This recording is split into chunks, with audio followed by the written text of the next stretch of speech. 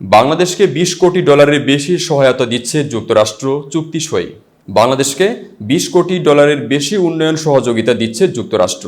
আজ এ লক্ষ্যে অন্তর্বর্তী সরকারের সঙ্গে United states agency for international development USAID চুক্তি সই হয়েছে।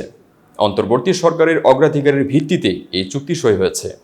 বিজ্ঞপ্তিতে বলা হয়েছে, স্বাস্থ্য, সুশাসন, মানবিক ও অর্থনীতির সুযোগ সৃষ্টি, মানুষের ঘুরে দাঁড়ানোর সক্ষমতা বৃদ্ধিতে এই অর্থ কাজে লাগানো হবে। যুক্তরাষ্ট্রের অগ্রাধিকার হল বাংলাদেশকে অন্তর্ভুক্তিমূলক উন্নয়নে সহযোগিতা করা। চুক্তিতে বাংলাদেশ সরকারের পক্ষ থেকে সই করেন অর্থনৈতিক সম্পর্ক বিভাগের অতিরিক্ত সচিব AKM শাহাবুদ্দিন এবং USAIDর পক্ষ থেকে সই করেন রিড JS লিম্যান। অনুষ্ঠানে অর্থ ও বাণিজ্য উপদেষ্টা সালাউদ্দিন আহমেদ উপস্থিত ছিলেন। এ বিষয়ে অর্থ উপদেষ্টা সাংবাদিকদের বলেন, মার্কিন প্রতিনিধি দলের সঙ্গে আলোচনা হয়েছে।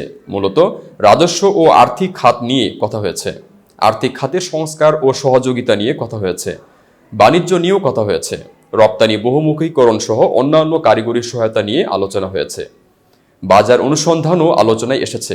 বাংলাদেশ সুনির্দিষ্ট পরিকল্পনা প্রণয়ন করলে তারা সহযোগিতার আশ্বাস দিয়েছে। সংবাদ বিজ্ঞপ্তিতে বলা হয়েছে, 2021 সালে যুক্তরাষ্ট্র ও বাংলাদেশের মধ্যে স্বাক্ষরিত এক চুক্তির আলোকে এই সহায়তা দেওয়া হচ্ছে। The development objective grant agreement DOAG বা উন্নয়নের লক্ষ্যে অনুদান চুক্তির ষষ্ঠ সংশোধনী হিসেবে আজ এ চুক্তি সই হয়েছে। এ চুক্তির মেয়াদ 2026 সাল পর্যন্ত।